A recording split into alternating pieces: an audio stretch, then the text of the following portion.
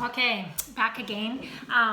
Got the dough. I'm just going to remove it from my mixer and I'm putting it out on a floured countertop, and my dough's quite sticky, so I'm just sort of putting my hands in a little bit of flour so the dough doesn't stick to it. But if you want to get all of the dough out of your mixing bowl, if you just take a little bit of flour on your hands and rub it around in the mixing bowl, it really does a good job of just cleaning out your bowl. Okay, so the dough at this stage should be super soft and it should be nice and warm as well. So I'm still using some of this excess flour that I didn't use in the main part of the recipe, and I'm just going to pat this out into a rectangle. I doubled the batch, so my dough is going to look quite a bit bigger than what yours will be. You can use a rolling pin, and you just want to kind of expel the carbon dioxide that's in the dough and get your piece of dough into the correct size. And we do want to keep it nice and rectangular. The single batch recipe, you roll it out so it's actually the same size as a sheet of paper. So I'm just going to kind of use my hands to get it back. I had it a little bit bigger than it needed to be because I'm doubling. I want it to be twice as big, so I need to make mine just a little bit longer. And we'll say that's good. Okay. This stage you're going to take your brown sugar cinnamon mixture and you can just dump the whole bowl full out onto the dough. Make sure you get right the whole length of the dough so the people that get the end pieces actually have some filling. I always leave a little bit of my top edge without the brown sugar cinnamon mixture just so that I can get a proper seal after I've rolled it up. So once you've got that evened out on your dough, you're going to roll it up jelly roll fashion. So you just start at one end and you're rolling to the other end.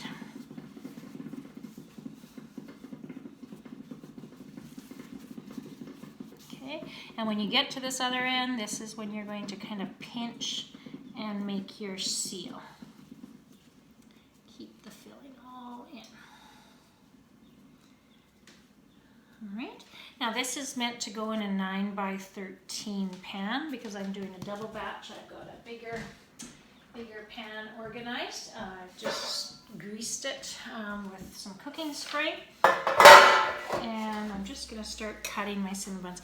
If they've kind of, your roll has got kind of narrow or thin at the ends, just use your hands to push it up so it's a nice even thickness of a roll. Doesn't really matter how big you make your cinnamon buns.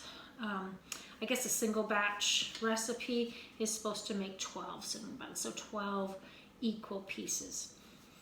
But if you wanted to make them bigger, I guess that's fine. It's just going to take longer to cook, and what's important is that they're all the same size, so they all cook evenly. So just fill up your pan with your cinnamon buns. This is kind of how they go into the pan looking.